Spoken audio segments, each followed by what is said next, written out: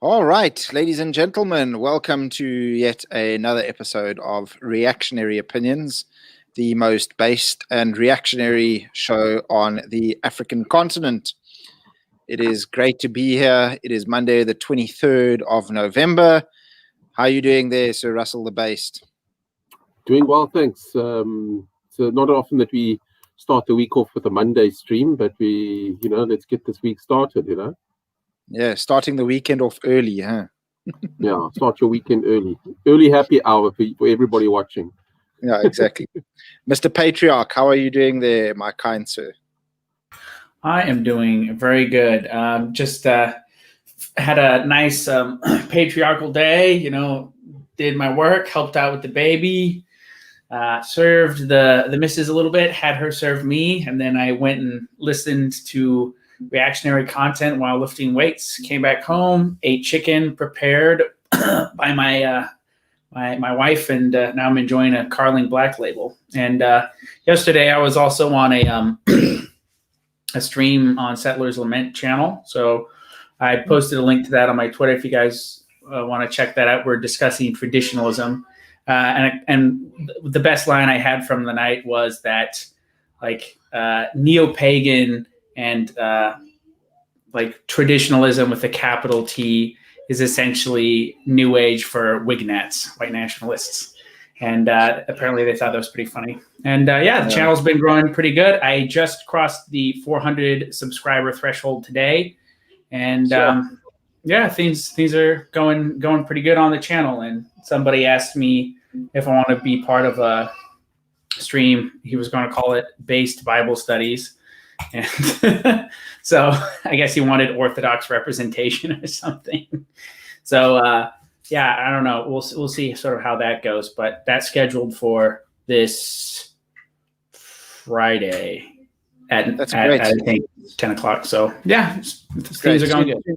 Soon we're going to have to come on your channel to get subscribers then, Dylan, because you've got about 20 to go, and then you've overtaken us. The apprentice becomes the master, as I say. Yeah, and it's great. It's great that we've got other alternatives out there.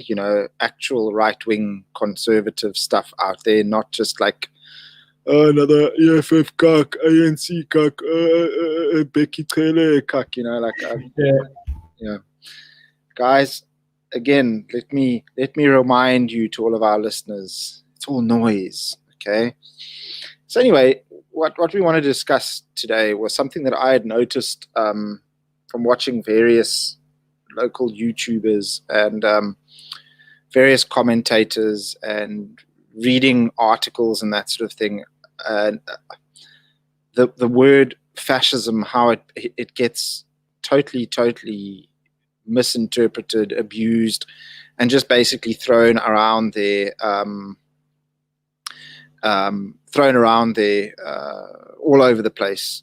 It's basically become such a dirty word that oaks want to just sort of toss it off into the corner, into the pile of other dirty words like Nazi and all of these other dirty words, that you literally not allowed to say it's anti-social if you talk about fascism. You're not allowed to say it in polite company. So what I think is dangerous there is, I've seen guys labeling Joe Biden as a fascist, and the main one, it's like he is literally like the anti-fascist. He is literally Antifa. But we'll get into that. Russell wants to talk about that later, but we'll get into those details on Antifa in a bit later.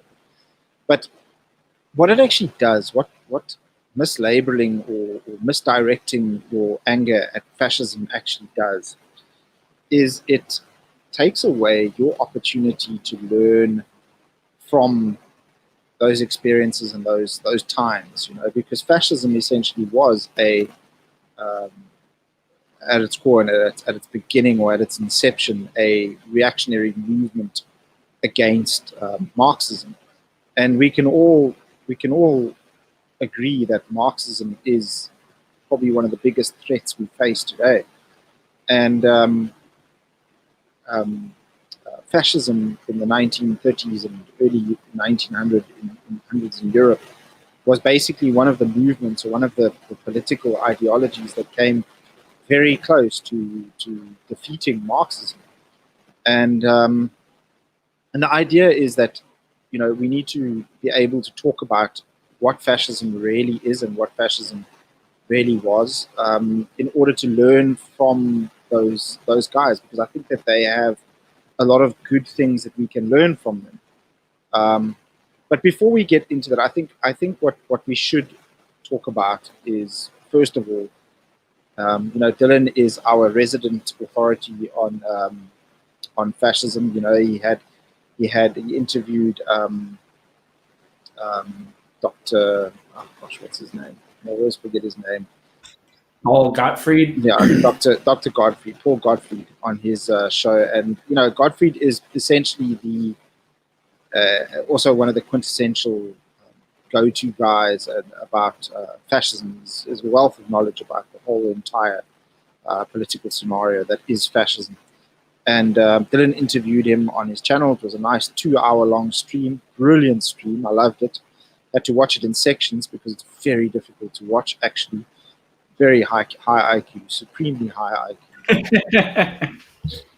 but Dylan is our local sort of authority on fascism. I mean, when I say local, I mean in amongst the small community of actual South African reactionaries and Christian conservatives.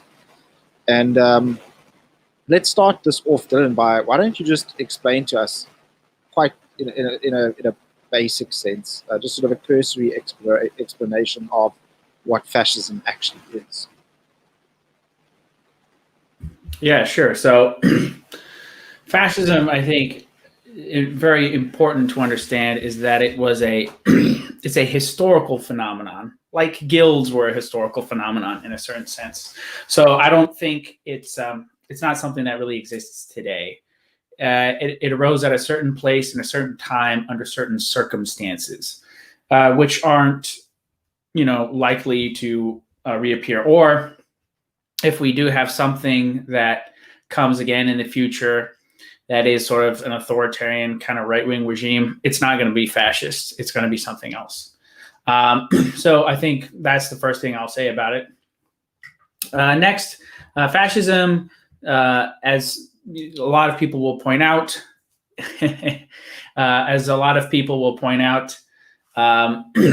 the founders of fascism, especially Benito Mussolini, you know, sort of the head, literally El Duce, the leader of fascism, was a socialist for a long time. But he began to break with socialism began to break with doctrinaire socialism, I should say, around the time of the First World War. Because although he was a socialist, he was a nationalist. And he wanted his country to enter into the First World War as an attempt to sort of settle old scores, for national greatness, saw it as a revolutionary opportunity for the country, and as a chance to sort of get territory, which would benefit, you know, the Italian nation as he saw it. And fascism has its roots in earlier thinkers. Some of the, I think the guy, one of the historians to check on this, I think, is this Israeli historian called Ziv Sternhell. And he actually traces fascism back to a lot of the French post-revolutionary right. And there's probably the main guy to cite on this is this French philosopher or political theorist, George Sorel.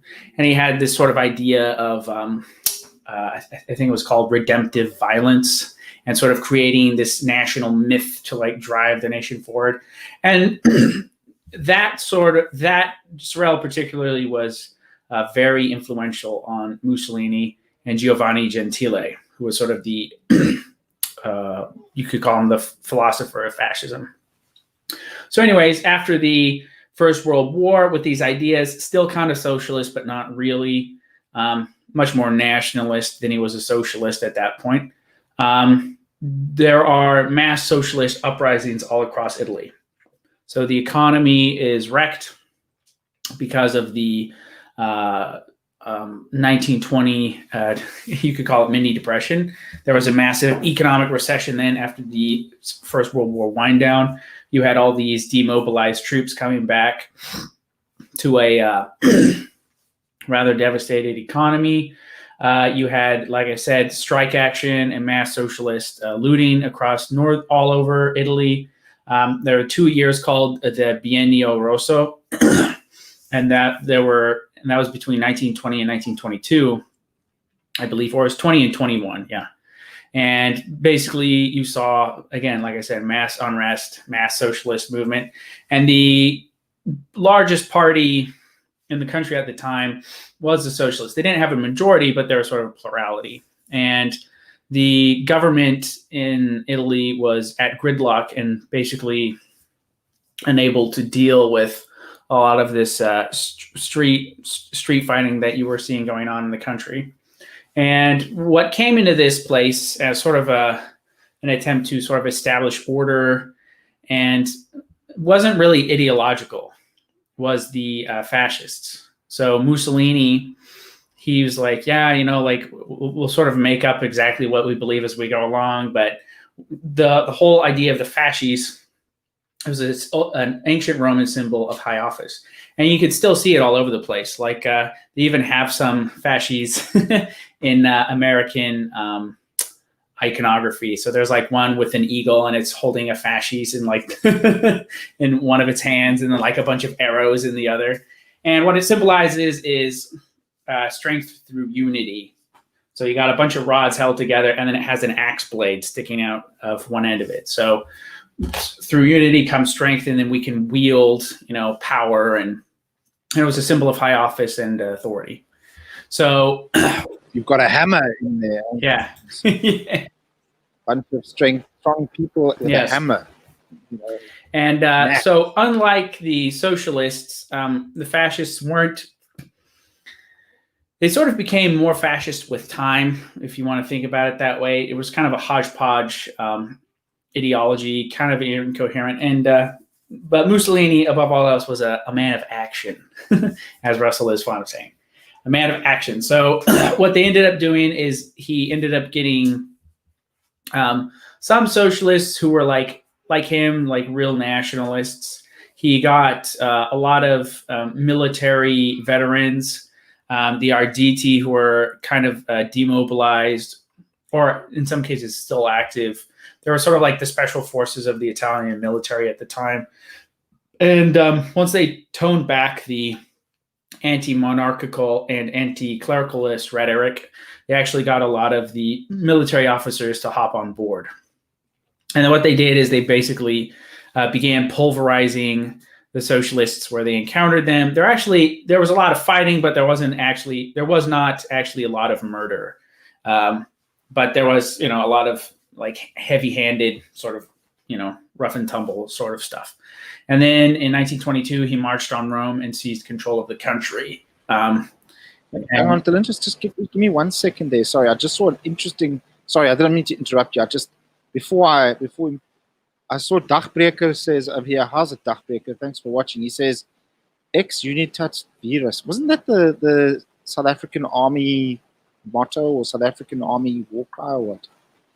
At some stage, that's our old coat of arms. No, that's the South African thing that is on our coat of arms. Ex Unitas Virus means union is strength.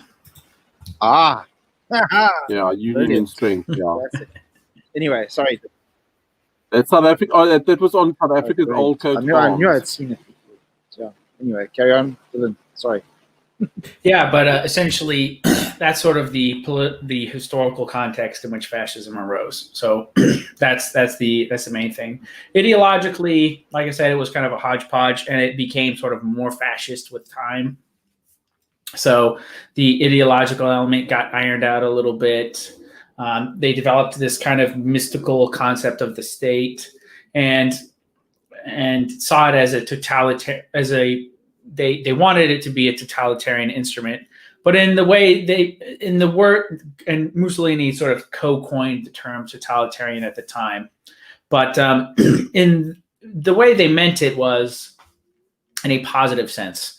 So not in the way that like Hannah Arendt, who wrote the famous book on totalitarianism, not the way she meant it. What Mussolini eventually wanted was like a state that would, in which the unity or the interests of the nation and the interests of the state would be totally aligned, is sort of what he wanted. And that was essentially it.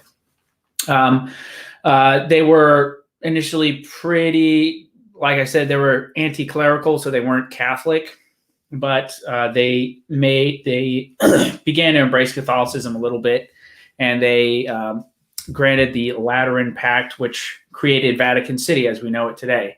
So after the unification of Italy, the papacy was always pissed off that, they basically lost all their governmental autonomy. So Mussolini granted the Lateran Pact, which created the Vatican City as it exists today. But with time afterwards, some elements of the radical fascists, they began to see Catholicism as a competing ideology. So not only did Mussolini grant the Vatican City, but he integrated the church again into education. So it would be responsible in large part for the education of the Italian children.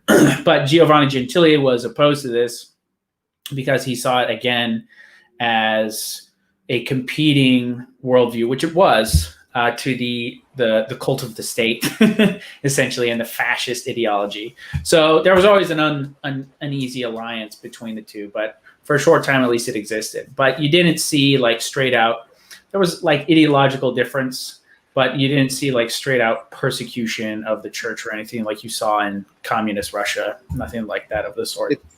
It seems to me that Giovanni Gentili was the staunchly ideological fascist, and Mussolini was kind of like, I want to do what's good for my people kind of thing, But I don't know. That's yeah. So like Mussolini was the driving force behind fascism, and Gentili was sort of like the brains behind fascism. You can think about it that way. So, like Mussolini, he thought about these things a bit. He was a skilled, orator, and before this, he was a journalist for years, and he actually ran the main premier socialist publication in Italy for a long time, called Avanti.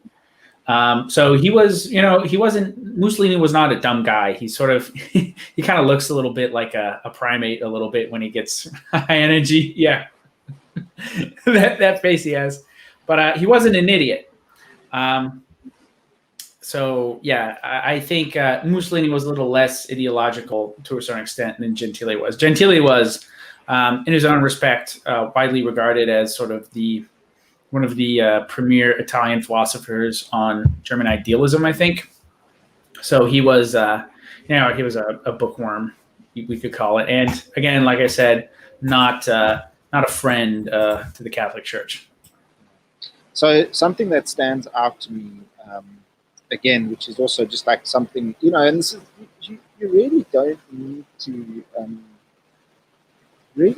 analyze fascism that much to actually, you really just have to take like a glance over it, and to realize how far removed the EFF's ideology is from the fascist ideology or the fascist way of viewing things and stuff. And something that stands out from what you've mentioned now, Dylan, is the fact that fascist governments were one thing they were always. I mean, every different nation, fascist nation, had their own brand and their slight sort of nuances and stuff. But something that was across the board was that all fascist governments were incredibly nationalist, and that is just like the complete counter of the EFF. The EFF are like open borders, globalism, African Union, and all this nonsense and stuff. So they are completely not nationalist. So that's they the traditional fascists in Italy and also in Spain, the Phalange there, and also the French fascists were nationalists in the kind of traditional sense of the word. So they were ethnic nationalists. I would say there is you could call what the EFF is like racial nationalists. They're like black nationalists, essentially. And in this way, they're more akin to what you would find in the Third Reich in Germany. So there was, although the Dylan, let's just clear up the muddy water earlier, okay? Because Hitler was a really bad fascist. He wasn't a very good fascist, okay? And a lot of people get supremely triggered when I say this, but Hitler really wasn't a fascist. I mean, in the ideological sense. I mean, sure, there might have been similarities, but that's like saying, oh, he had a government, he was a fascist, or he wore uniform, he's a fascist. I mean, it's just let's just try and clear the water over there about how Hitler wasn't a fascist. I mean, you want to try that? So, kind of how Nazism is distinct from fascism. Okay, so the reason why, sorry, Dylan, the reason why I want to do that is because, again, people are like, okay, well, if you say, well, the EFF, because of their racial nationalism and stuff, because they believe in black nationalism and all that sort of stuff, then, and they're more sort of akin to Nazism, people are going to be like, well, then, there we go, fascist, you know what I mean? Yeah. No, there's definitely a big difference there. So I'll put the EFF to one side and just focus on Nazism and Italian fascism. So let me do the real easy one. How are they similar? It's a pretty short list. Both of them have sort of cults of personality. Both of them have a sort of military aesthetic.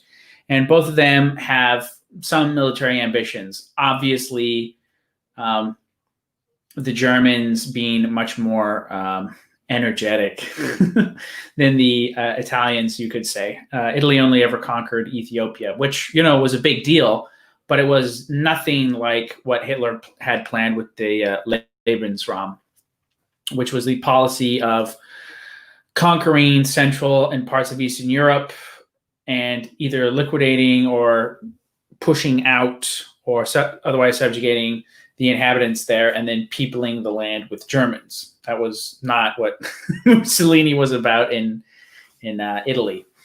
So, yeah, the themes in common: cult of personality, military, and they're also sort of modernist. So they weren't entirely like old school conservative, and they weren't neither fully capitalist nor fully socialist. So, but if you go by that benchmark, there's actually a lot of countries that, fit that mold, right? So in what ways, you could say the same thing. Well, Spain was kind of like that, and Portugal was kind of like that, and Brazil under its various military dictatorships was kind of like that.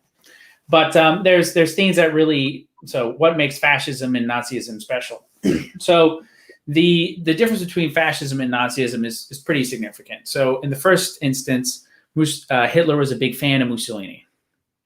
And when he was sort of the up-and-coming, frustrated Austrian painter, not really getting anywhere, he actually was he wrote a fan letter to Mussolini. He's like, oh, you're great, you're the greatest. And Mussolini, I don't think, actually responded. And as time went on, there was actually quite a bit of tension between the fascists and the Nazis. All the way up until the Molotov-Ribbentrop Pact, which was the union between, it was the basically peace treaty before World War II between the Soviet Union and Germany. And the Germans were trying to get the fascists on side. And one of the head guys in the German high command, in like his private memoirs, he's writing about this. He's like, the fascists hate us. Like, they don't like us at all. And yeah, the fascists actually thought of the German Nazis as kind of barbarous, to put it, in simple terms. They didn't like their ideology. And they thought it was a sort of a violent, unnecessarily racialistic, and kind of loony ideology. Eventually, they got on side with them, but that was for more. I'll talk about that later. So the ways in which Nazism was not like fascism is the fascists were ethnically nationalist, but any sort of racial ideology was basically entirely not there. The fascists, they cared about Italians, but they didn't care about race, if that makes any sense. They're also not anti-Semitic. Anti-Semitism is by no means an integral part of fascism. You did see it in Romania with the Romanian Iron Guard, but their fascism was less, it was based upon sort of pre-existing social tensions, and you could just call it old school anti-Semitism, whereas the Germans, it was a much more scientific, if you want to call that, or pseudoscientific sort of explanation for anti-Semitism. They thought the Jews were just bred wrong, essentially, whereas the Romanians were just like, they killed Christ, and they charged me interest or whatever. So in that sense, it was different. Also, the Third Reich was more hostile to Christianity and indeed tradition than the fascists were. So the Germans were building something entirely new, and they had no respect for kind of what came before. They hated the Kaiser for abdicating on the one hand, but then again, they also hated him because he didn't want a radical revolutionary government. And Hitler himself, in his speech, he goes into detail, and when founding his movement, he's like, give me the people who are radically on the right and get the like radical leftists, and then we'll like put them together and we'll start a party. So Nazism was always this weird, sui generis, hard to describe, sort of one of a kind movement, which was neither truly of the left or the right. On the one hand, it was egalitarian in the racial sense. So it wanted socialism for the Germans, and everything's equal, like among the Germans, and no German's better than any other German. But on the other hand, black people are scum, and Jews are rats, and so on and so forth. And Mediterranean people, they're not quite white enough, and that sort of thing. So it was very the German National Socialism. It had this weird dichotomy where it was sort of internally egalitarian, externally radically anti-egalitarian. It was very racially driven, and it was extremely modernist. It was anti-traditional, and the fascists at least had some respect for kind of the established order, even though they were futuristic and progressive in a certain sense. They tried to sort of take from ancient Roman tradition this idea of Romanitas as sort of their founding myth on which they would sort of build their new movement in the future. Yeah. So let's sort of, okay, so that's pretty, definitive, the difference between fascists and Nazis. Okay. Now let's sort of jump into why fascism has been sort of labeled or so badly misrepresented throughout the modern times. Like for example, people calling the EFF fascist.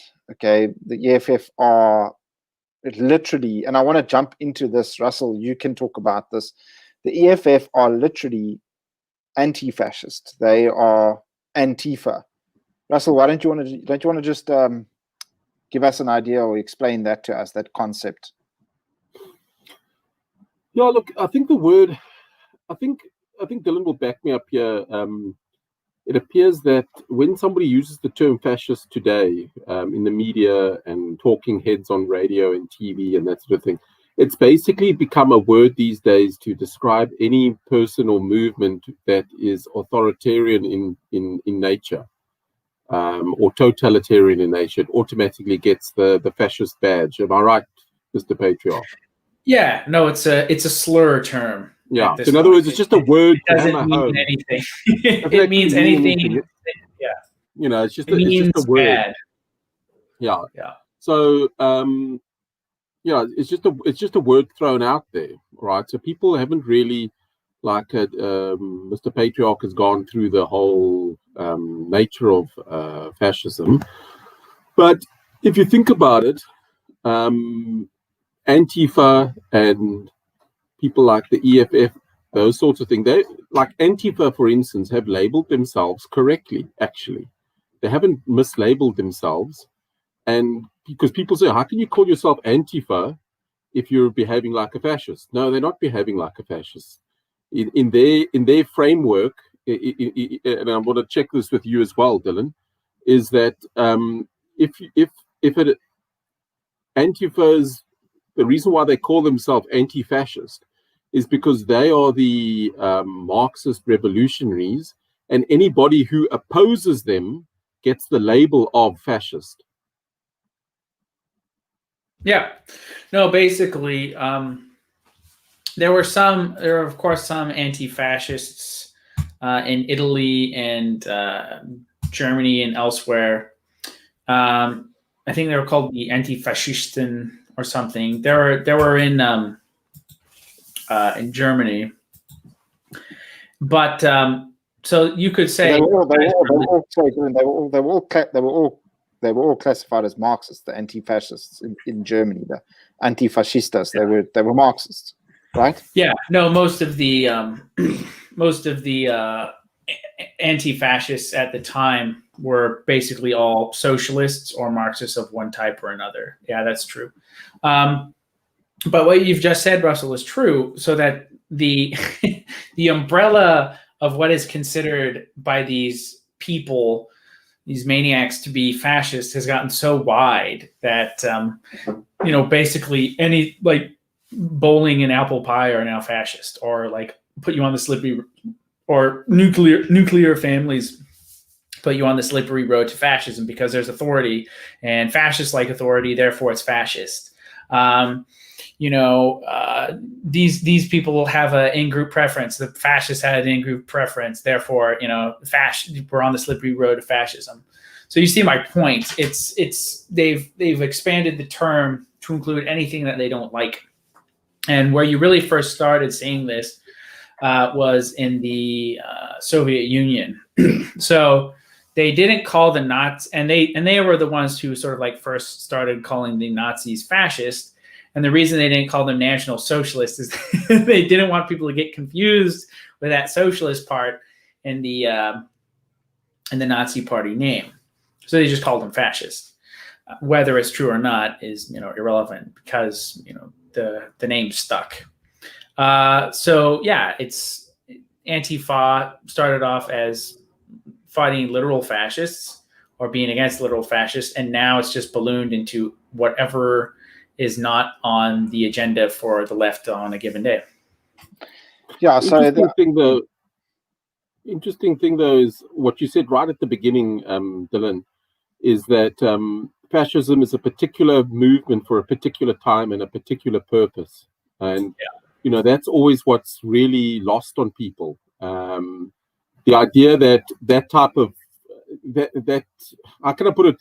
Fascism is something in an epoch of time that came along and has served its purpose, and is probably never going to resurface. You'll get some type of, in the future, you might get some type of other movement rising up to oppose whatever is the problem of the day, in a similar way to what fascism did, but it won't be able to be fascist, not in the 21st century context. It'll maybe borrow a bit. It'll serve the same purpose, but it won't be fascist.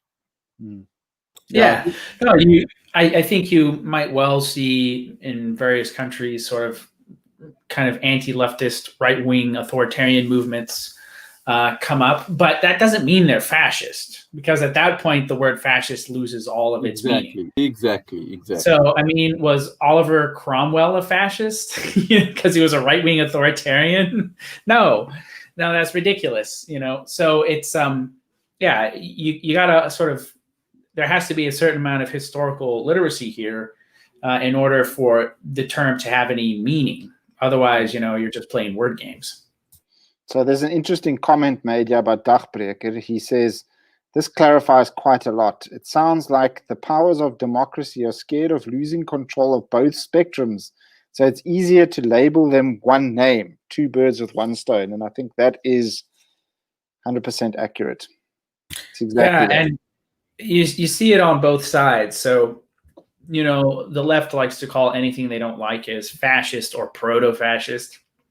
But you see this too on sort of the right, if you want to call it that, or sort of what is considered the consciousness. Classical liberals. Yeah. Where they will accuse the left of being fascist. So people will say, you know, Antifa are the real fascists. Or you'll have, there was this book by Jonah Goldberg called Liberal Fascism. And he's like, yeah, the liberals are fascists, and here's why. It's kind of one of these like dumb own the lib type of books.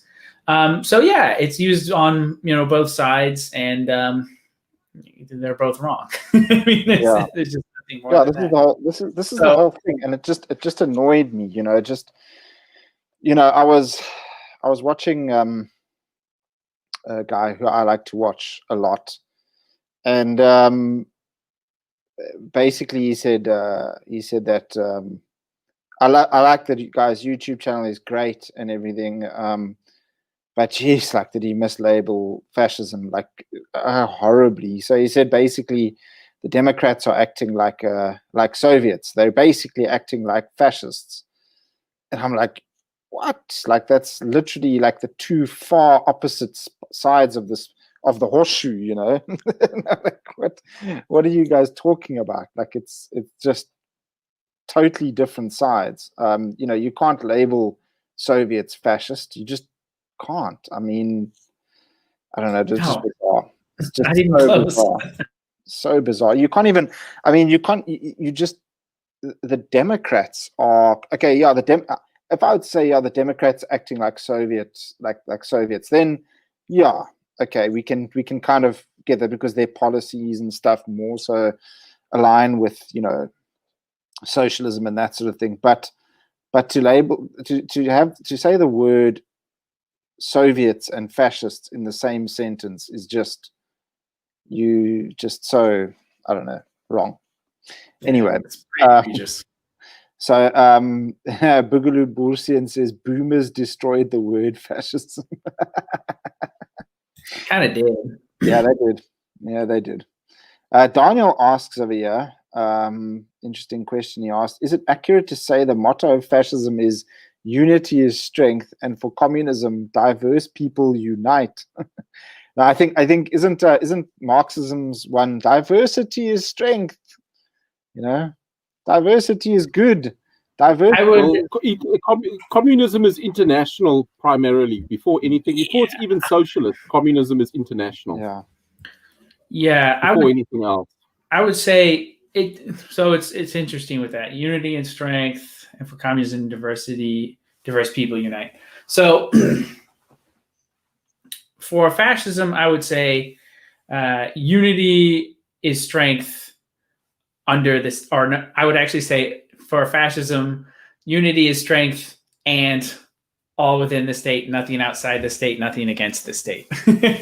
So that's what I would say for fascism. Because, again, what distinguishes fascism from other sort of authoritarian movements is kind of this ideology of the state that they have, where the state is this sort of transcendent, emergent phenomena which embodies the will of the nation. So it has this weird kind of romantic with a capital R element to it.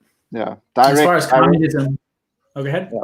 Sorry, direct. It's basically the state merges with the people fully. So you had that it was Mosley that came up with corporate fascism or corporatism and stuff, and that was also, again, you know, to to keep bureaucrats out of power and men of words out of power and put people in that actually knew what they were doing to run the system. Yeah. Mosley's famous quote was, "We must end the strife of parties." Yeah. And as far as the communism element, diverse people unite, that's funny because if you look at traditional, it depends what you mean by diversity. So Marxist was always internationalist in that it wanted to export its ideology internationally. They wanted Marxism for everybody, but they didn't want the sort of diversity unite that you sort of see in the modern left now. And one of the examples I like to point to this, and the communists actually did this. So, for example, if you look at communist countries, you've had the famous policy of Stalin, which was socialism in one country. So the idea that this perpetual revolution thing would just always keep going. He's like, no, stop that. And then you also had this policy called Russification, which was partially a response to the Second World War, because Stalin realized that having a sort of nationalist fervor was one of the only ways that you were going to sort of rally people to give a damn to fight the Nazis. And you also didn't really see, like, look at China, for instance. Do they have open borders? No. Does North Korea have open borders? No. So no communist country has really, they're not pro-diversity in the way that the left is. Again, they're internationalists in that they want their ideas everywhere, but they're not old school Marxists. Proper communists aren't like the modern left at all. And one example I always like to point to is the Russian Communist Party, which still exists. They're a minority party, but they're still there. They put forward legislation in 2013, I think. And what they wanted to do was, I think, criminalize homosexuality in Russia, the communists. And the reason for it was that homosexuality, in their rationale, was a sign of bourgeois decadence, and it shouldn't be encouraged. So, yeah, I mean, the modern left being connected to Marxism is really kind of only on a kind of superficial basis. They're very different phenomenon. So like modern Antifa compared to like the original Antifa is like apples and oranges. Oh, you're muted, Scott. Sorry about that. RJJ wrote a cool comment over here. He or she says, fascism seems like a nationalist response to ward off the threat of internationalist communism. And that's exactly it's exactly what it is, or what it was. That's what it was. It's a specific time and place that it was that it came about, with its own little unique intricacies to deal with the moment, with that particular epoch of time. Yeah, so I mean, this is the point, guys. This is the whole point behind this whole stream and stuff. Is sure, fascism doesn't exist today. This is the bottom line, okay? Because it's like Russell just said, it existed in that epoch of time. It's in that little bubble, okay? And it probably will never ever happen again, or never reappear, okay? But they did quite a few things, like as a response to international communism. So there's a lot of international communism still exists today, okay? But a lot of the ideas that fascism had and tried and stuff, we can learn from, okay? You know, things like you know, nationalism. Use that word, you know. I'm a nationalist, you know. Use that word. This guy. This guy over here. This guy, nationalist. Use that word, you know. This guy, old Donald J. Look at that picture. I found that picture on The Guardian. They took like the most ominous picture they could have. So classic. So classic. Looks like he's giving the fascist salute or something there. But anyway, the Roman salute. Yeah. But yeah, there's a lot of things that we can learn from fascism. So it doesn't help that we you use words wrong, or use and misunderstand these ideologies. And then if someone points out historical facts and ideas that say things like Hitler was a bad fascist, or Hitler wasn't fascist at all, or whatever it is, and then you just ban them or block them on Facebook, kind of thing, like your standard issue libertarian would do. You know what I mean? It doesn't help that. It's really not helpful. We need to try and understand and use what they learn from the past, basically. And we're not going to be able to learn from the past if we're misdiagnosing this stuff. It's interesting that I'm told, but Scott, I mean, really, I mean, when was it that we did our first show on fascism, Dylan? Was it last year? In about this time last year, I think. That was the first time Dylan red pilled me on this whole thing. Okay, I gobbled a couple too many red pills down at once, but it was, I think, fascism is an incredibly complex set of ideas that is really worth a bit of time and effort to go to understand.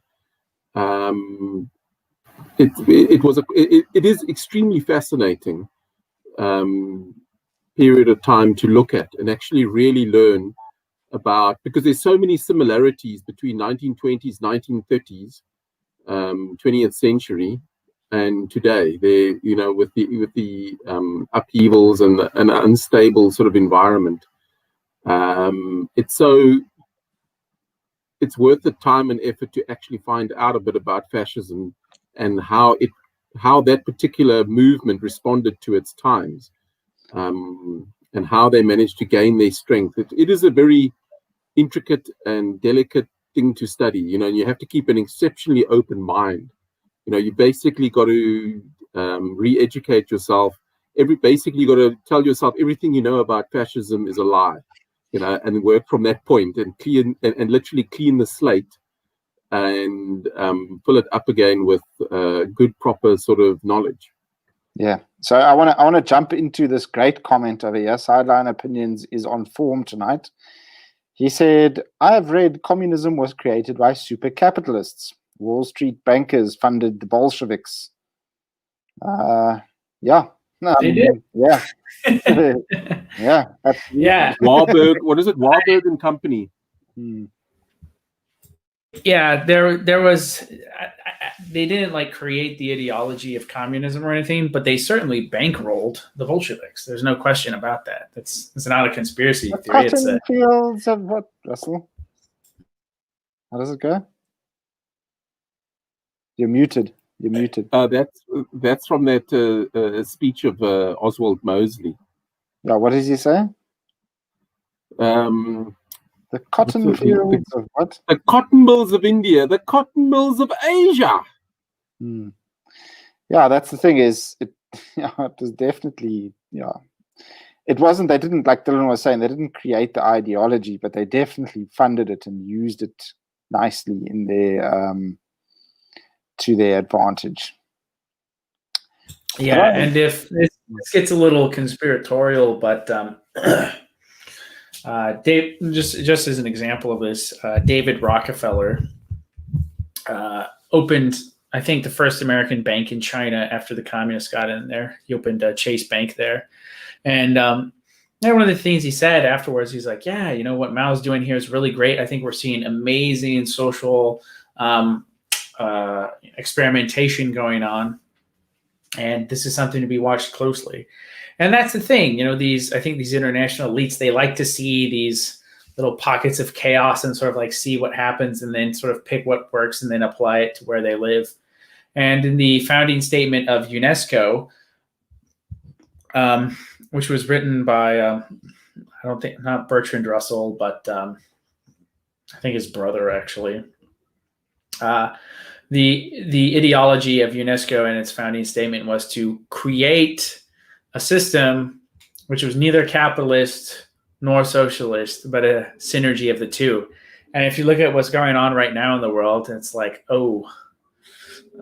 It looks like it's looks like they're going through it.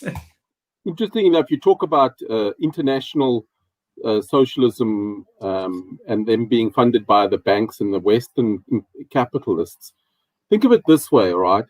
At the end of the day, World War II was international capital and finance sided with international socialism to defeat nationalist movements. Yeah. So it was international. That's why the Allies, the Western powers, which were under basic capital and financial power, they sided with the other international element rather than anything else. You know, that's just a little thought I've got. And internationalism has been winning ever since. Yeah, internationalism always wins the day. At the end of the day, you know, this is the thing. Yeah, that was basically the vendetta behind World War II. That's why war was pushed at all costs. I mean, you know, there were so many dissenting voices in the UK at the time, but Winston Churchill just sort of, you know, shut up, you silly buggers, go to prison, and he just like threw 1,000 political dissidents into prison that were anti-war, of which one of them was Oswald Mosley, without a trial as well, just straight into prison. Round them up, chaps, and throw them in the lockers, you know. And that's what they did. And yeah, it was meant to be. It was, the globalists had already decided World War II was on, and internationalism was the order of the day, and that's it. Daniel says, oh yeah, we have Weimar conditions today, and the elites should be very concerned. Yeah, definitely Weimar conditions. Again, globalism, internationalism, all of that sort of stuff. It might not be as harsh as then, but I do think that it is coming true. Someone says over here, yeah, that Trotsky was actually, I knew this, that he was assassinated with an ice pick in the head. In Mexico. Yeah, in Mexico, yeah.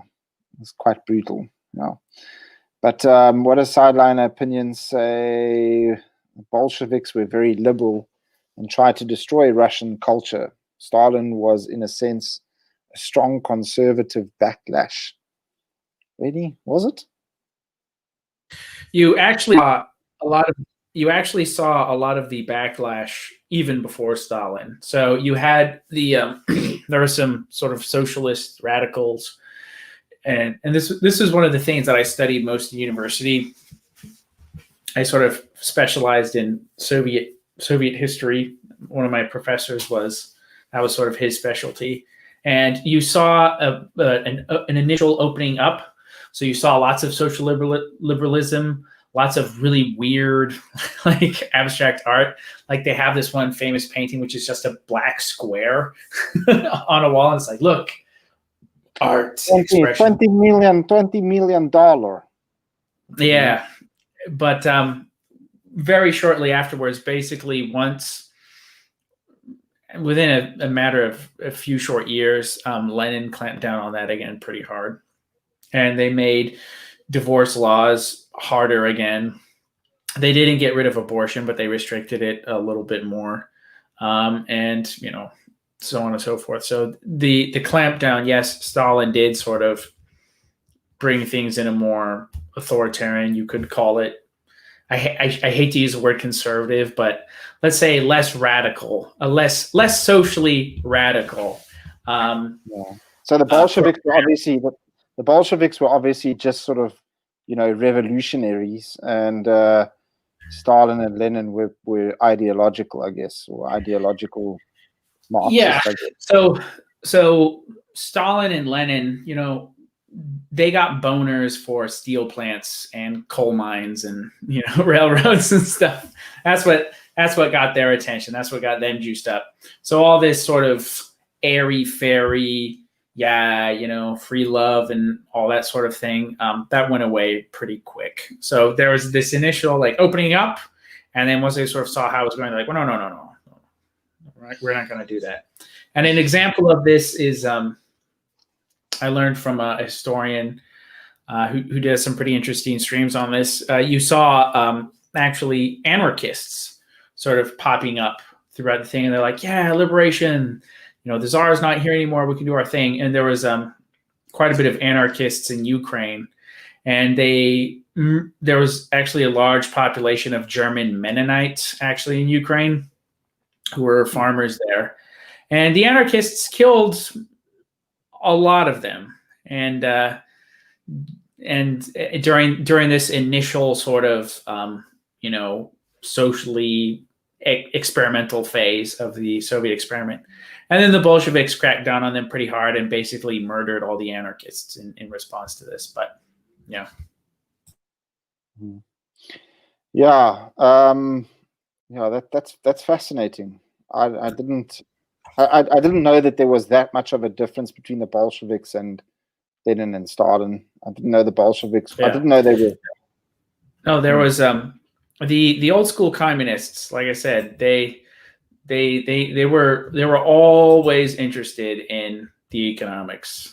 They were always interested in centralizing the economy and sort of distributing and all that sort of stuff. And it's illegal not to have a job, and if you have a job, then you're going to be punished and sent to the gulag, sort of thing. So they're very authoritarian, and they were not at all like this sort of modern leftist that you see now. So like if you take a picture of like communists or like old school Bolsheviks or socialists in Italy or wherever, they might have had some crazy ideas, but they're pretty manly dudes, and they get into street fights, and they start their own militias and try and overthrow governments and shit.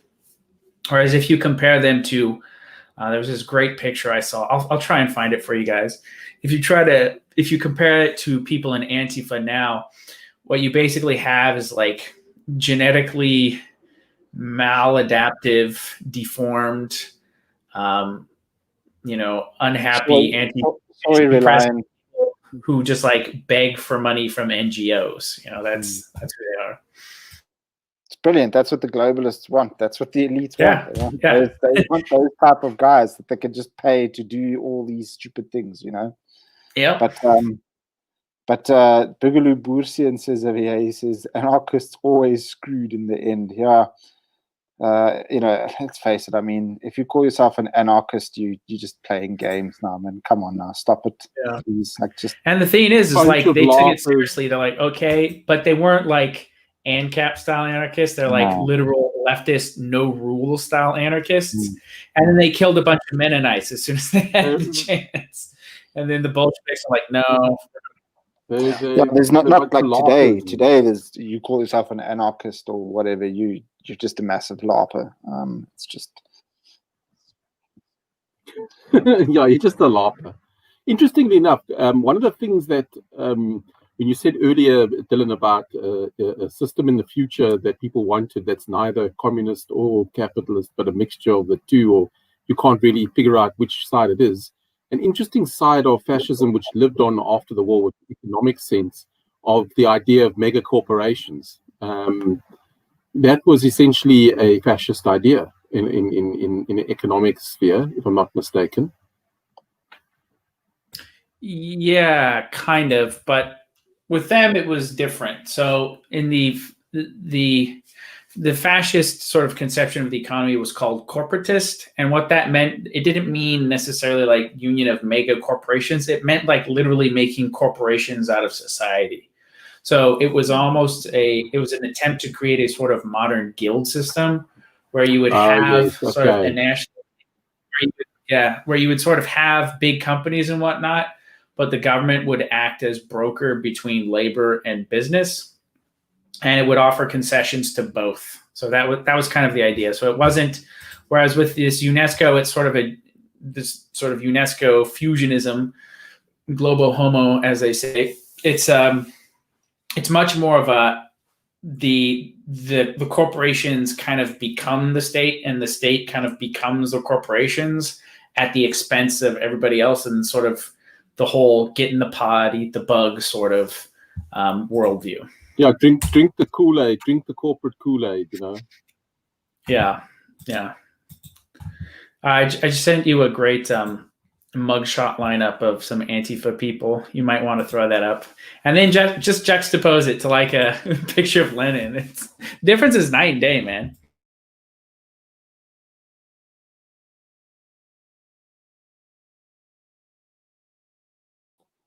Yeah, so there's the Antifa guys, and look then at that guy's forehead on the second row from the top on the right. Do you see that guy's forehead? wait. In the top right corner, just go down. That guy's forehead is massive. It looks like. Which guy, Dylan? So if you go in the top right corner, Mm-hmm. you go down one and then left one. Oh yes. Look at that. But I mean, are these real people, Dylan? These are real people. These are members of Antifa who were arrested for some sort of riot somewhere. And just look at them. Just look at the state of these people. And look at that chick next to him who's like shaved, like purple hair. And it's just these, like I said, these are just genetic maladapts who are, just on antidepressants and begging for money from NGOs. They've got that spooky look in their eyes, that no real life type of so living drugged up on Prozac or whatever it is, or psychotropic drug, mental illness drugs that I get this look. They all got that look in their eyes. Yeah, they're not happy people. And there's a shocking amount of people who are guilty of child abuse of one kind or another who are also part of Antifa. And you see a couple of those guys in here too, if you zoom back out. There's some guys who look, who you wouldn't want around your kids, basically. Let's juxtapose real useful idiots. Let's juxtapose that with that. Yeah, I mean, totally different. These guys look like hard asses, especially that guy in the top left. Especially this oak, bro. Yeah. This oak over here. Yeah. I mean, no comparison. Look at this oak. Look at this guy. Yes. Yeah. Yeah, it's because he got shot in the eye in the war, man. Yeah. Yes. You see, look at this guy. Look at this guy over here. Yes. It looks like he's made out of leather. Yeah, exactly. It's classic. But yeah, you see, isn't this Trotsky over here in the bottom? No, that's someone else. No, that's that might be Zinoviev or Kamenev. But is this the Central Committee? I don't know. I'm not sure. It is Joseph Stalin and at the 15th Congress of the All-Union Communist Party, 1927 in Moscow. Nikolai Bukharin. Oh, Bukharin? No. Yeah, no, he was the guy who died right before the Great Purge, and then Stalin used it as a pretext to basically liquidate a huge chunk of the Communist Party. Yeah, so Dachbreker says Trotsky's the guy just above. Is he? Really? Doesn't look like him. Could be. I don't know. Could be. Anyway, but let's jump in the comments over here. Sideline Opinions said capitalism poisoned itself with the creation of super rich corporations more powerful than countries. Yeah, and that's a good comment, because that's something that I was going to mention as well. Is the idea that these issues that we have with the globalists today are governments and that sort of thing. It's totally the opposite. This is big corporations, big multinational corporations that control pretty much everything, in the world that we live in today, because of unfettered capitalism and all of that. It's just insane. No, I think I'm a free market guy. I don't like to see lower my taxes as much as possible, please. Lower regulations on me, please. All that sort of stuff. But I do think mega corporations are kind of the enemy of the little man, definitely. And like I said, the funding of these communist movements early on, they've always been interested. Once you get to a certain size, it's all about control, right? And it's just like any government. So you get enough, where there's enough money, there's power, and power doesn't want a free society, and it never has. Yeah, there we go. The Dutch East India Company, or the VOC. There we go. Trade companies as well in the old days. The VOC. That's the exact same concept. Exactly the same. Mrs. Maiden Name and Daniel are talking about censoring the internet. Daniel seems to believe that the globalist elites should be worried because you can't censor the internet and all of that. And to a certain degree, yes, there's a lot of truth that sort of leaks out there that the elites, that slip through the cracks, like obviously our channel, but I think in the broad sense, across platforms and stuff, I do think that the globalists are trying their best, their very best, to censor the internet as much as they can. Check who's dropped in over here. Old Ernst, old Conscious Caracal says the VOC had its own private military force. Yeah, basically the first United Nations, eh? The first UN, I guess. Anyway, the internet is the next Gutenberg revolution. Yes, I do believe so, and I truly do hope so. But they need to come up with, like, here's the thing, guys. What's that other streaming platform, Russell? That other one, what's it called? BitChute. Yeah, BitChute. I don't think it's got live streaming. You can upload videos. I don't think they do live streams on it. It's like the poor man's YouTube. Yeah. Yeah, but I mean, the advantage with YouTube is it's such a great platform. Actually, you know what I mean. BitChute's platform is horrible.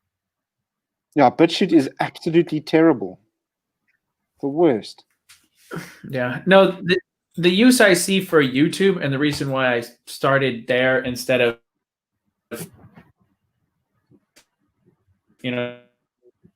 trying to do content and everything, is the useful thing about YouTube is it's sort of like Twitter in that it's where you go to sort of gain an audience, right? Because that's where everybody is. It's where other people have channels. It's where you can sort of expand, and then you use BitChute as your backup, so that if you do get purged, once you get to a certain size, you can migrate your following that you built on YouTube over to there. Yeah, but you don't start on BitChute. Oh, there we go. Conscious Caracal says the Cape Castle was a literal corporate venture. So true. Guys, we've been going for almost an hour and 10 minutes. Those of you that have listened, guys, here's the thing. So again, Mr. Patriarch is just about to overtake us with subs. Can't have that. It just can't happen, We're extremely competitive guys, and Dylan comes over here, we bribe, we arm wrestle, and do a bit of sparring and all of that, because that's how we Smoke cigarettes when nobody's looking. Yeah, exactly. Smoke cigarettes when no one's looking and all of that. But we're very, very competitive, and we cannot lose, So reactionary opinions, you guys need to share the content. Speak to your friends, send it to them, and say, guys, this is the most based channel on the African continent. So share our stuff. Send people our way. A rising tide lifts all boats, and what's good for reactionary opinions is also good for Mr. Patriarch. So this is where I started. This is where I actually got comfortable, actually talking on the computer. And I want to see this succeed just as much as anybody. Yeah, exactly. Absolutely. So Conscious Caracal says you need to use platforms where the normies are. That's exactly it, because those are the guys that need all the red pilling, But don't drink all the red pill. Yeah, not all at once. If Biden becomes president, censorship on YouTube and Facebook will become more serious. Absolutely. That's what we said on our first stream directly after the elections. Myself and Russell said, prepare for like massive censorship. It's there's going to be hardcore censorship coming on social media platforms and all of that. Anyway, what's news? What else is news? Yeah, so our usual streams used to be Tuesday and Friday. We are moving them to Mondays and Fridays intermittently. It's just because of personal things, personal reasons. It's really hard running a YouTube channel and a family and all of that. But hey, we crack on, and don't worry, we won't leave you guys hanging. And oh yes, I know that we did sort of mention it on our previous stream, but myself and Russell are going to be working on a Rhodesia series. So we're going to be talking about Rhodesia, and we're going to sort of divide it up into different segments. So we're going to be talking about, and this is all Conscious Caracal just commented over here. He said your fans need to go and check out my chat with Russell. Yeah, so this all stems from that.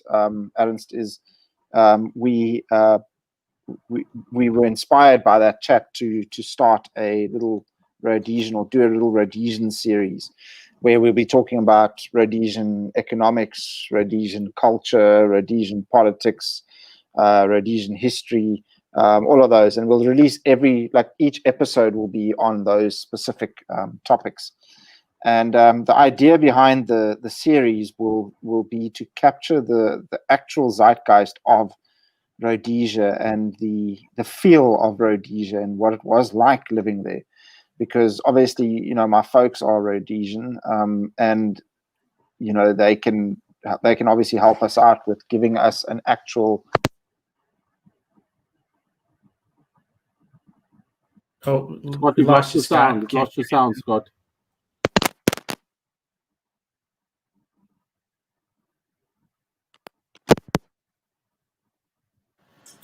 Sorry, I can't hear you.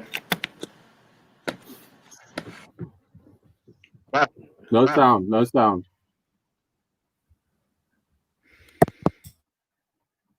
While he's getting this, Can hear you now. Yeah. Oh, sorry, I don't know. I had to unplug my mic. Maybe they just heard me talking about Rhodesia, and the globalists were like, "No, bro." The algorithm. No. But yeah, the idea is to capture the feel of Rhodesia. I'll let you guys know. I just checked now, Scott. It looks like that video of mine on Conscious Caracal is one of the more popular ones of recent times, of the last month or couple of months. So far, it's very popular. Yeah, it's got I was just about to comment on that. It was released 6 days ago, and it's got 1,100 views. So that's pretty good. That's really good, actually. So yeah, apparently a lot of people are thirsty for stuff about Rhodesia, and it was great. I think the story behind Rhodesia is cool and all that, but I think people want to actually understand, because right now it occupies sort of a almost mythical idea or a mythical space, but I think people really want to understand what it was like living then in Rhodesia and stuff, like what actual day-to-day life was like, how the economy ran, what the culture was like, what a Sunday afternoon was like, going to church, that sort of, like what it was like living in those days. I think that's what a lot of people want to know, and I think that's interesting. But yeah, we'll do the whole series. We'll do probably about 5 episodes on the series of Rhodesia, and they'll be edited videos and all of that. So give me a while on them. I'm going to be working on them during my Christmas holidays. So just let me. That's going to be really cool. Yeah, I like that. Anyway, thank you so much, guys. Anything? Do you have any closing statements there, Mr. Patriarch? Yeah, just I've been ever since this. I'm telling you, this Trump Biden election really fucked me up because I've been spending all my free time just sort of doing research on sort of what's the next thing that's sort of happening legally wise and so on and so forth. So I need to get back on. I need to ride the tiger. I need to get back on the bike. So I'm going to be trying to finish up my next video in my fascism series. I got 2 more left, and I already have the script written up for it. I just need to go through it one more time, edit it, record the audio, and then start editing it. And I'm going to be trying to release that this week. It's going to be juxtaposing National Socialism and fascism. And I also have a stream on Friday at 10 o'clock, which I'll provide more details for that later, but it's going to be on a YouTube channel called Based Bible Study. So it's the only YouTube channel called Based Bible Study, and it's going to be this Friday evening. So go and check it out. Go and subscribe, lads and ladies. Yeah, Conscious Circles was basically what a time it was. That's Rhodesia. Yeah, that song, Clem Follett song. What a time it was. Yeah. So Russell the Based. Any closing statements there, my man? Yeah, I'm just happy that hopefully we have settled the matter on, people need to unlearn what they know about fascism and relearn what they need to know about fascism. So yeah, but just keep watching Mr. Patriarch. Go over to his channel. He's the quintessential expert on fascism. If you want to learn more, his channel, like he said, he's releasing more videos on it. A very good one coming out soon, so be sure to go out over there and check him out. Yeah, definitely go and check it out. If you haven't already got your full-on re-education on the word fascism and stuff, head on over to Mr. Patriarch's channel and go and check it out. Sideline Opinion says Rhodesia has become the modern-day Atlantis, almost too good to be true. Yeah, said it 1,000 times on our channel as well. It's legit the modern-day Atlantis. Anyway, stop labeling the word, stop using the word fascist wrong. The EFF are not fascist. And have a fantastic evening, everyone. Remember to stay reactionary out there because God wills it. God wills it. God